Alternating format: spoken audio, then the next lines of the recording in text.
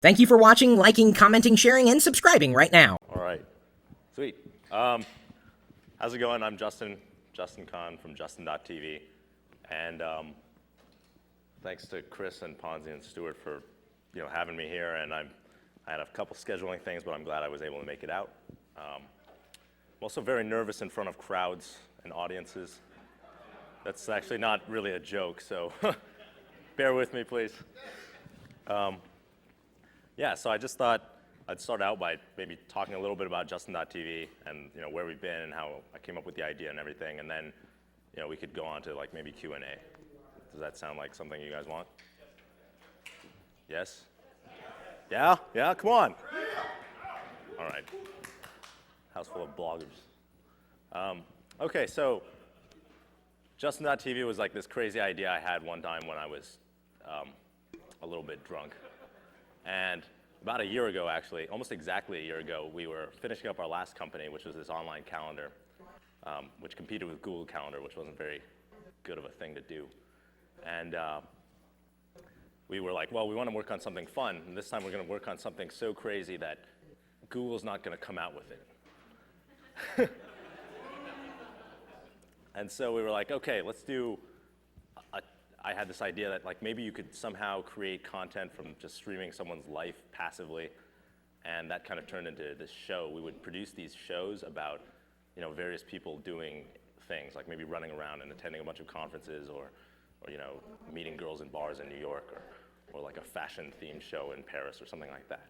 And so we started out. We managed to convince some angel investors like Paul Graham and Y Combinator that this was a good idea, and so we were able to kind of support ourselves, and we started out. The first thing I did was convince 3 of my friends that this was a solid thing, that they should like quit school, quit their jobs, and come out and work on it.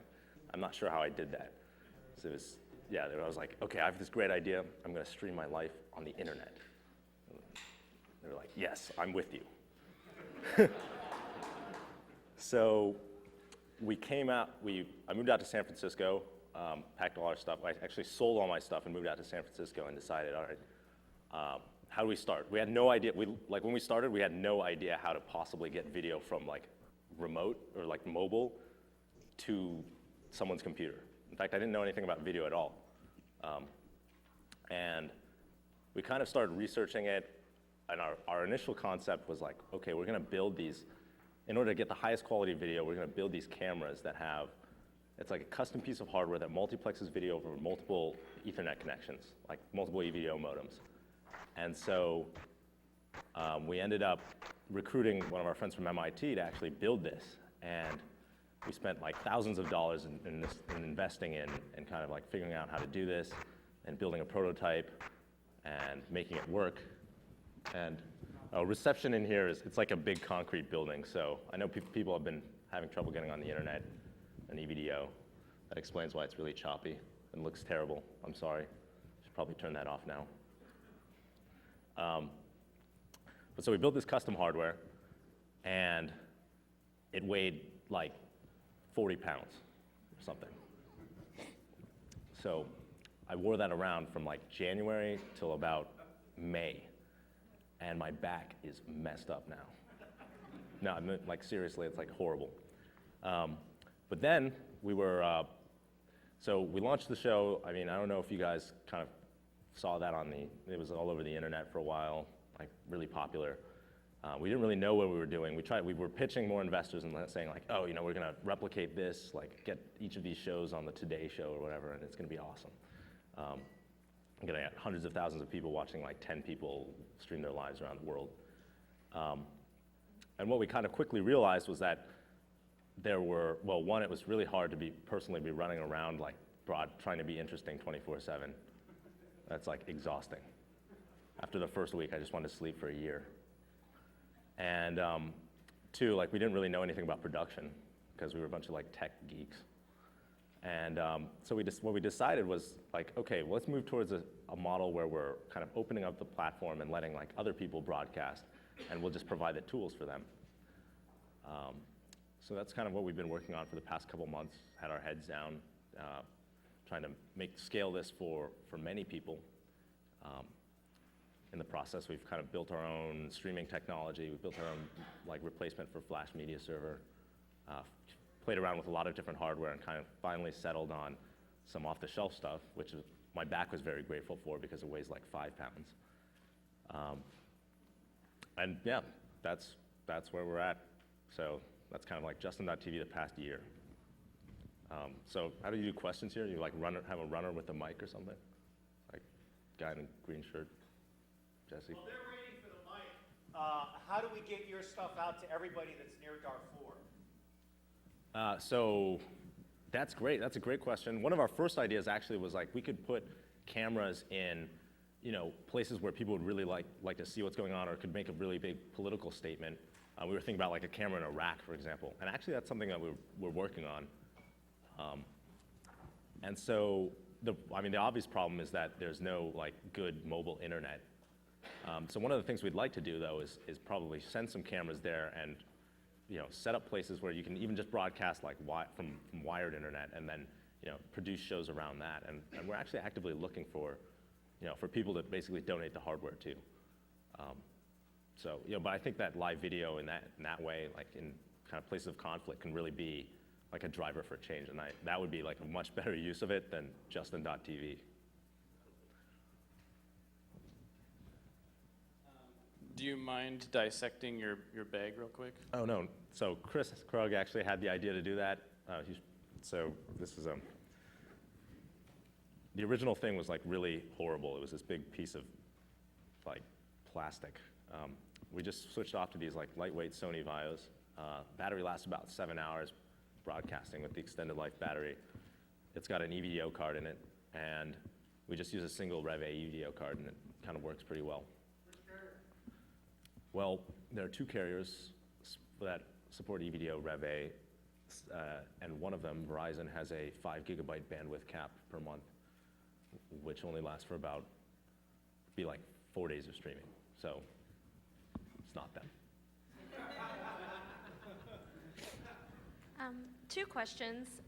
First, I'm dealing with the community content space as well, and we're sort of struggling with this concept of like certification or policing of content. Do you guys have any strategies for as you grow and expand? Are you going to be doing that, or is it just sort of like let people report something if it's kind of not great? Well, we're definitely going to, that's one of the major priorities of the company, is like how do we, as we grow, police the content that comes on the site, because there's 2 types of content that can really hurt us a lot. And one is someone plugging the camera into HBO and streaming that. That would be bad for us. And the other is like, kind of pornographic or adult-oriented content, which is like probably the primary use for live anything on the internet. I think what we're planning on doing is really, right now it's easy because we personally give out all the broadcaster accounts to just people we know and kind of people we've talked to. But when we open up the site, it'll be a lot harder. And I think one of the things we want to do is really make it easy for the community to bring to the attention of like a few of us something bad is going on here. The good thing about it though is like most of the content people watch like the live content on our site. So when something happens, it's not like it lingers around on your site too long, because it's it went live and then people forgot about it and moved on to the next thing. I don't know whether that's particularly that good or bad, but it's kind of one of the consequences of live. And then the second question is, when does another pool of beta keys come out? This just kind of arbitrarily when we decide to. We've been doing it, like if you email us with an interesting idea, this whole period of kind of like between me being the only stream and where we are now has been like experimenting with different types of live video. So we've seen a lot of cool things and a lot of like boring things. Sitting in front of your computer and doing nothing, boring. But this one guy like took a mobile camera and has been broadcasting like live ghost hunts, like that show Ghost Hunter on Sci-Fi. He like goes around with this infrared camera and broadcasts from graveyards, and it's actually pretty entertaining to watch. Even though I haven't seen a ghost yet. We've seen some other, there have been a lot of other uses. Email us if you have something interesting, and I'd love to put you on Justin.tv. You talk a little bit about becoming an instant celebrity and what the weird things or your experience of that has been like. Yeah, sure. It was really weird. I kind of thought that might happen a little bit, and I like watching Entourage or whatever. It's cool, a cool fantasy. It's weird though. Like, I'm not even like, I'm like a F-list celebrity in San Francisco. So like, it's not like, it's not like really that big, but there was like a couple of weeks where I was like recognized on the street, like after the, major mainstream news stuff, and people would ask for autographs. That was, and I never like, it's weird because I always considered myself more of like a, like an entrepreneur, and I'm not like an actor. I didn't want to be like super famous. So it was fun for a while, fun for about 2 months, and then it was kind of like, oh, well, there's a routine now. I like answer all the same questions, the people who I don't remember. And then I went back to work on the product, which has been really boring for the viewers, but they have other people to watch now.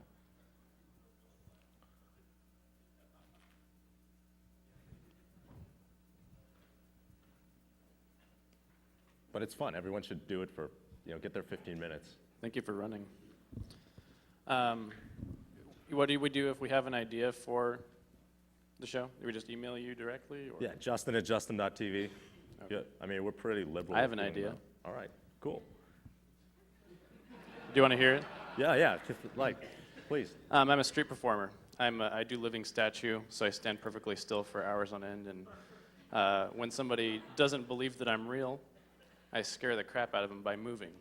And so maybe that'd be fun. Yeah, actually, we have it. That's awesome. We should definitely hook that up. We've got to, if you guys have ever heard of the Naked Cowboy in New York? Yeah, has anyone ever heard of him? Yeah. So there's this guy who makes his living. He's a real cool guy. He wears like briefs, and he just plays in Times Square. Briefs and a cowboy hat and cowboy boots, and he's playing the guitar in Times Square. And apparently, that's a career. No, he's awesome. So I went when I was in New York 2 weeks ago, actually, and he was like, oh, we'll do this thing where you come down and broadcast me, broadcasting you, and to be honest, that's like a really popular thing, like with news outlets and anyone who we give a camera with. They're like, we could do this meta thing where I broadcast you and you broadcast me, and we're broadcasting each other. It's not that interesting. But this was cool because I went down there actually, and I showed up and he had this Naked Cowboy outfit for me. I'm like, oh, yeah. But actually, it's pretty fun. After about 3 minutes, you forget that you're standing in Times Square in the busiest place in the U.S. in your briefs. I don't even play the guitar, so that was also kind of awkward. But it was actually fun. I also recommend that you all try street performing at some time because it's a rush too. And the people will let you get away with anything. I'm just curious, I don't know how much of a lag there is on the video, but if you stand up, turn around, and look at the output with the camera on your head, so what happens? Would that create like a hall of mirrors? Yeah, we can do that. Like, that happens. Generally, if in a good reception area, there's about anywhere from between 1 and 3 seconds of lag. Unfortunately, like, video builds up on the client, so when there's no reception, so it's like kind of sending out, it's recording 15 frames, but sending out 5 every second or something, and then you get like this increasing lag, and then I've got to restart it. Technology is not perfect, but working on it. So any other questions? Okay, I thought I'd play this game since got a ways to go.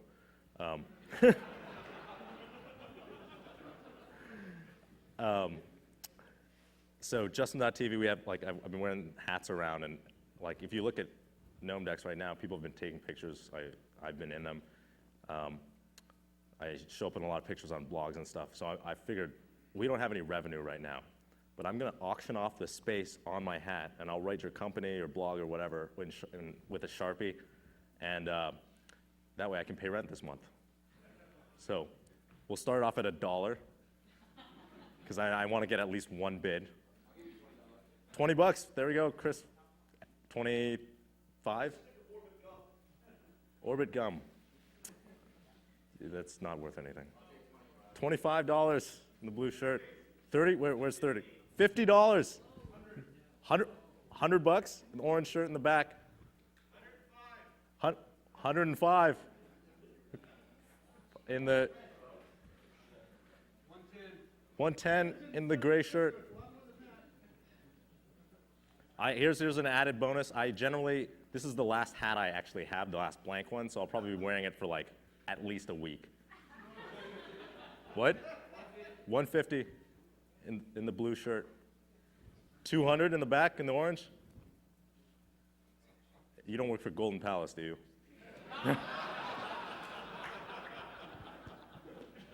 200 in the orange shirt. Going once. Going twice. All right. No, 250 in the blue shirt right here. What? 250. No, I can't take Visa, but you can write me a check. Do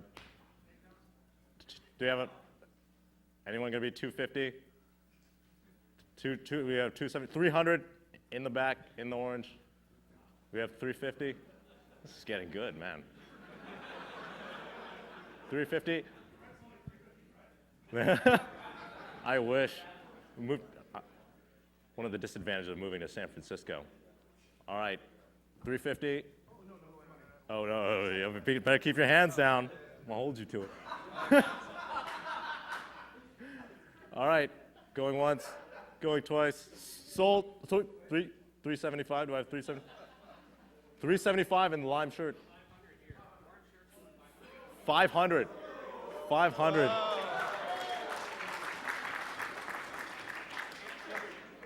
PlatinumPalace.com though. If we get up to 750, I'll wear it for a month. Wow. 750. There we go. 750. Going once. Going once. Going twice. I can't do for a year. I don't know what in a year if I'll be wearing a hat. All right. Sold. Man in the orange shirt, please.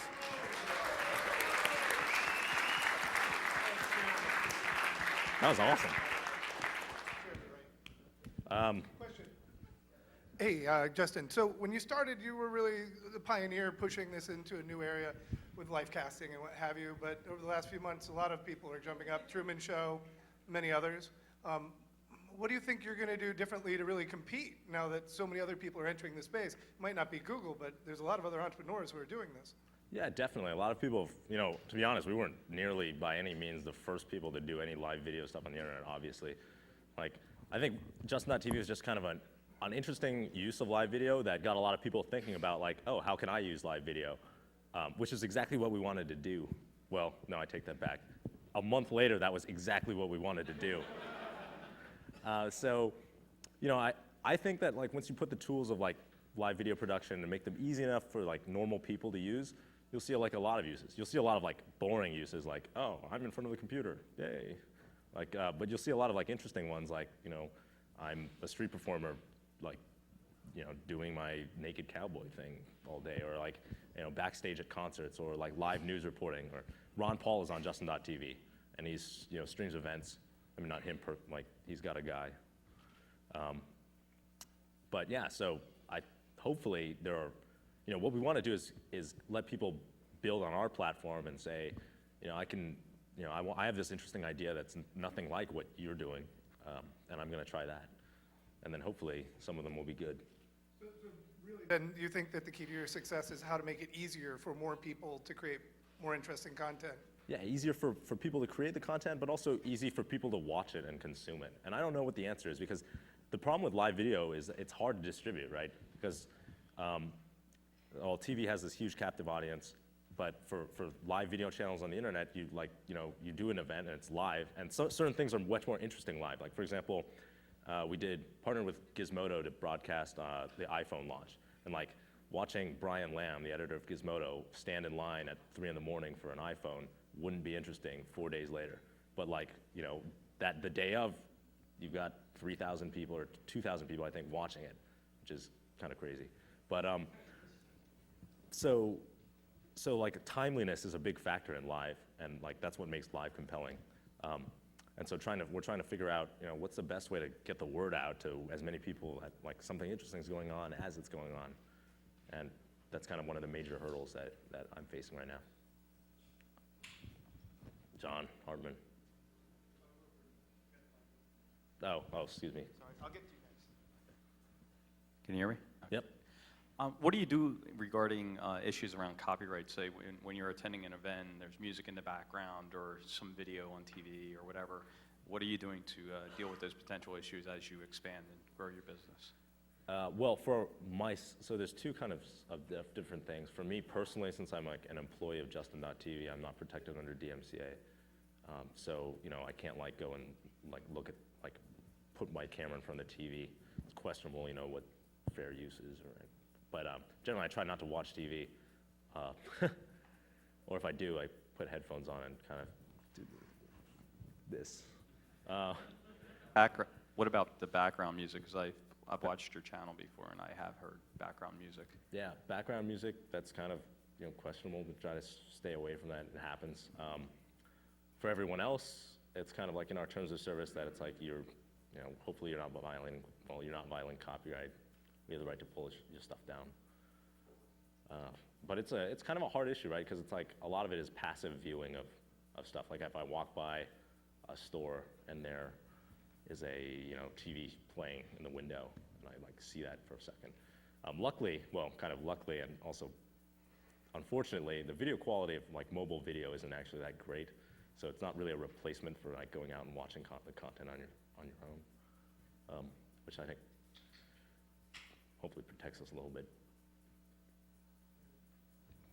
So I'm John Hartman. We actually have a show called Alpha Geek TV on Justin's network.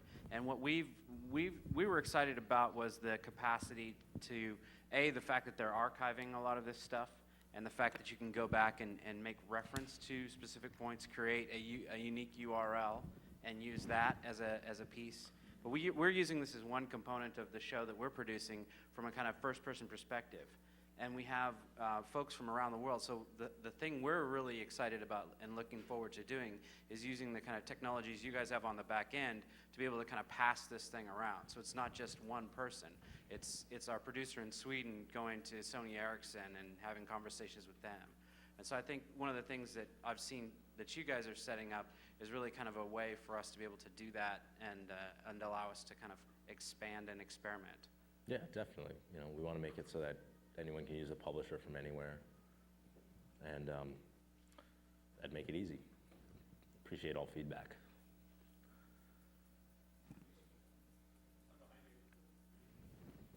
No, choose Terra, not Zerg. The chat is not always topical.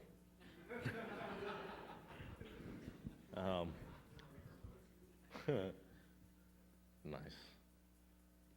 What's up, Jeremy Wright? Mabus owns. There we go. All right. Enough of pandering to the masses. Well, I'll pander to this mass. Anything else? Smart masses. What? Over there.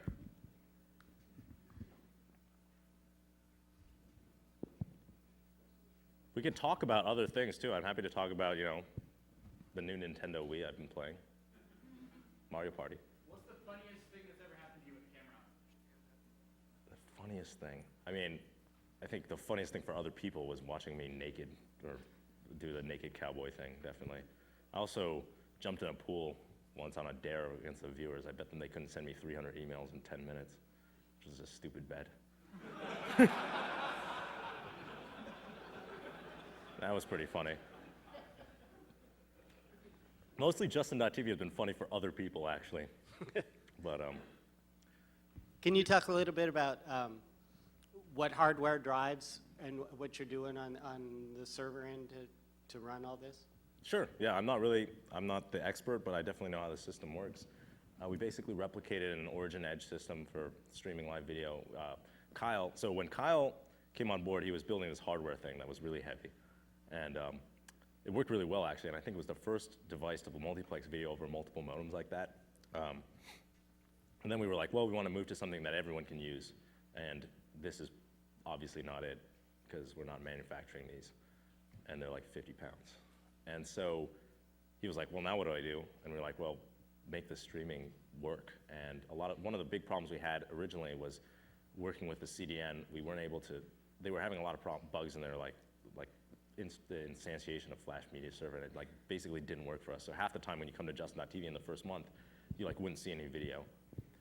So we decided to like write our own thing, and Kyle wrote this Python replacement for Flash Media Server that we call Python Media Server, or PMS. And so the way it works is basically just like Flash Media Server, Python does all the RTMP streaming. It's replicated all on, the whole system is set up right now on Amazon's EC2 because we can add and take away capacity kind of whenever we want to. And that also like reduced the cost for us by about 40 times from where we were at when we were like with a CDN. That was kind of nice too. Yeah. If you want more details, feel free to like send me an email, justin@justin.tv. You very justifiably dissed Verizon for their 5 gigabyte cap per month. But doesn't Sprint have some terms of service that you bump into, at least as a formality? I know they don't enforce it, but doesn't that give you any pause? Yeah, I think there are some, definitely, like they all have terms of service that say that like you can't do certain things. I don't believe that Sprint has anything that says you can't stream live video. I know they don't enforce it, which is kind of good enough right now. And you know, it was good enough while we kind of went through and like found the right people to talk to like make our thing okay. So yeah, but I mean, hopefully, I think as kind of mobile wireless internet gets more and more available, then you'll see those restrictions go away, because a 5 gigabyte cap doesn't really make your card a replacement for your own like internet. And I think a lot of companies are trying to like, build things like Clearwire. I know is trying to say like you only have to use Clearwire. You never have to like switch back to your own home internet or anything, because it's like it's a complete replacement for like internet everywhere. So I think like caps are going to go away. It's not going to be a problem. Yeah, we have a band that would like to do live broadcasts from the stage using a system like this. Have you guys approached this using right here? Sorry, yeah. Have you guys approached doing it internationally, and like what the 3G setup would be to do it internationally, like from a stage or things of that nature? So we just did.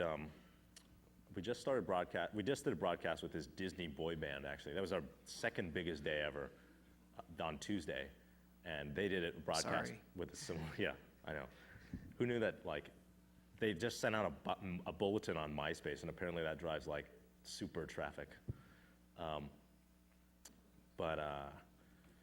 They streamed on stage with a setup like this.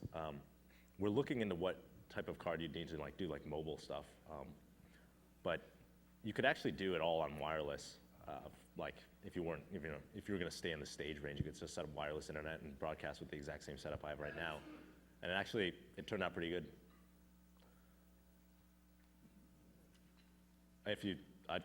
Send me an email. Yeah.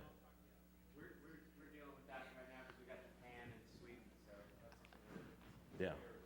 Okay, so no one really has asked this, and I was hoping they would, so I guess I'm going to ask it again.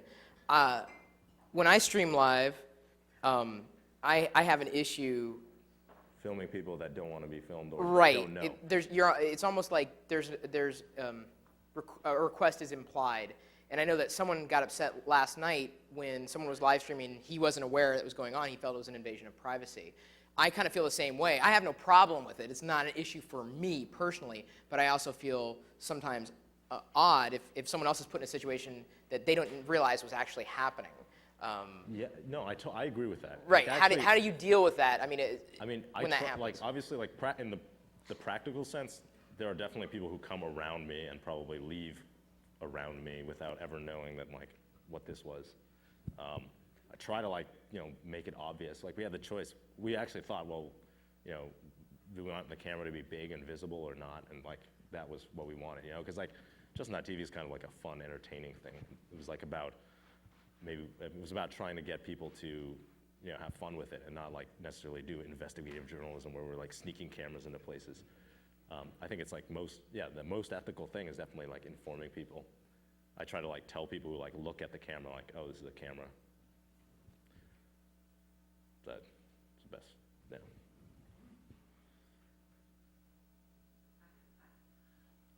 I produced television for many, many years, often in network television, often in tons of places where there were just people around.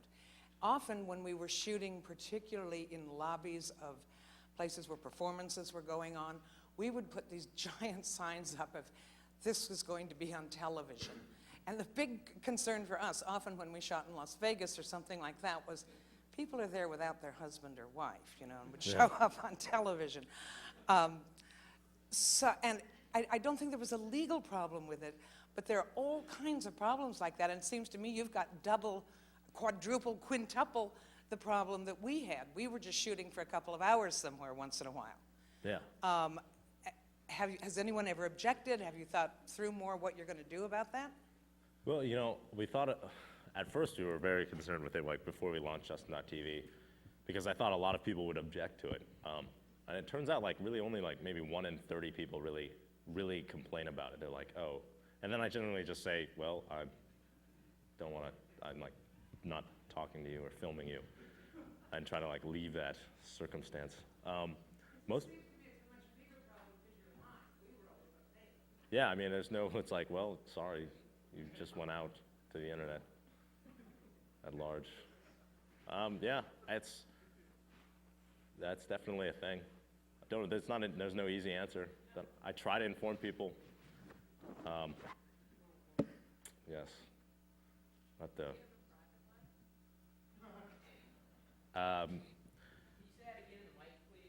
Question was, do you have a private life?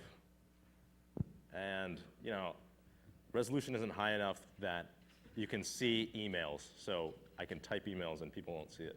I turn the camera around sometimes, like if I'm at the ATM, just, you know, for prudence. You know, and, you know, on a few occasions, other people have covered for me. They've, like, worn the camera around. So, you know, it's good enough. I mean, I was never, like, a really super private person anyway, like, as you might have been able to tell. So I want to go back. I'm sorry. Go ahead. Oh, yeah, in the back. Yeah.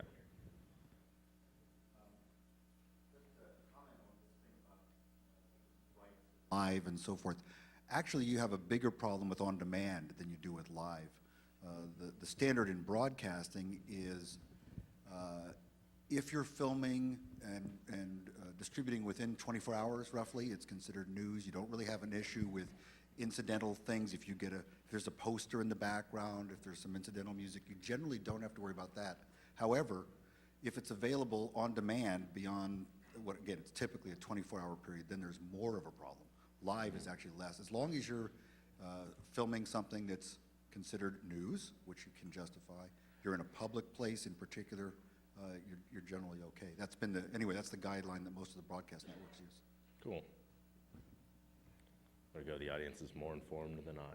No, I just wanted to come back to that point about last night and talk about rules of engagement about this, because we're moving to a point where the technology is being worked on where a video camera is going to be in a contact lens. And so, you know, Pandora's out of the box. It's one of the things that drew us to this technology was the fact that this is really going to kind of push the privacy issues and things like that. And so I think really some rules of engagement need to be put in place.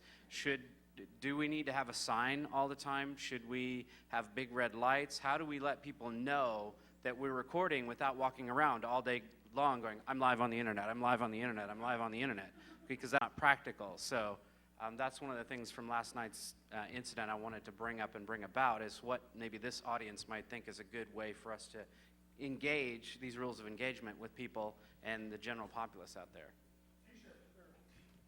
I'm live on the hat. Yeah, t-shirts. You're being streamed on the internet. I wanted to know some.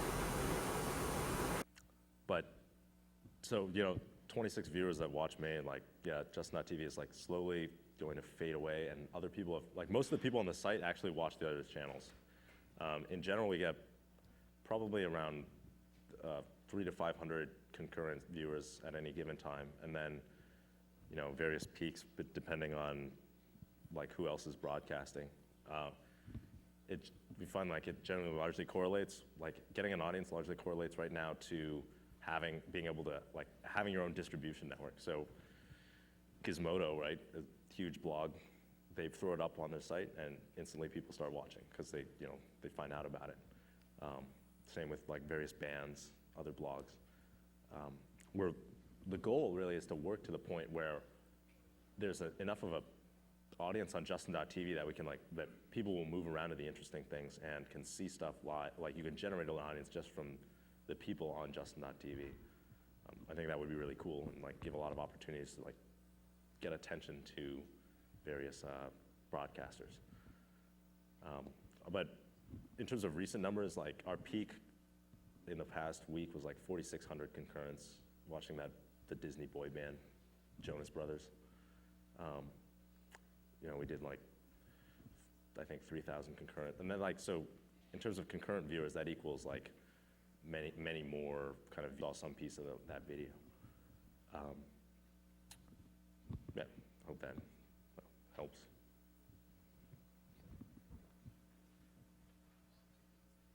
In the back, on the left, oh, back on the right, or that, go ahead.